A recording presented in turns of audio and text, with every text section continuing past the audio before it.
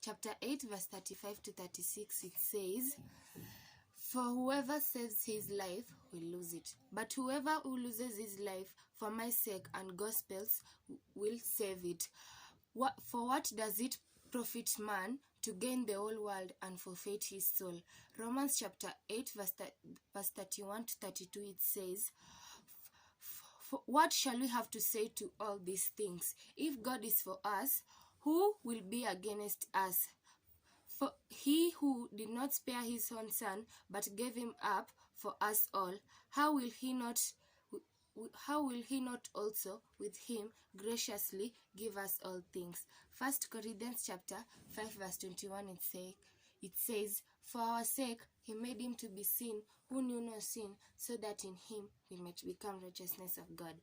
Isaiah chapter 53 verse 5, it says, he was pierced for our transfiguration, he was crushed for our iniquities. Upon him with his chastisement that brought us peace, and with his wounds we are healed.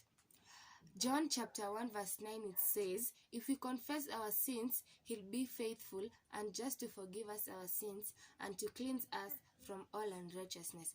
Acts chapter 4 verse 12, it says, and there is salvation in no one else, for there is no other name written among men under heaven written among men by which we must be saved. 1 Thessalonians chapter 5 verse 16 to 18, it says, and rejoice always, pray without ceasing, give thanks in all circumstances, for this is the will of God given to you. Deuteronomy chapter 8 verse 3, it says, and he humbled us and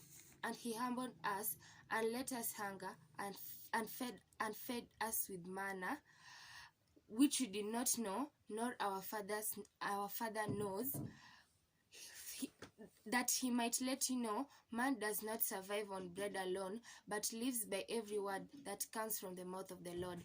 Psalms chapter 73 verse 25 to 26, it says, what am I in heaven without you? And there is nothing that I desire besides you. My flesh and my heart may fail, but God is the strength of my heart and my portion forever.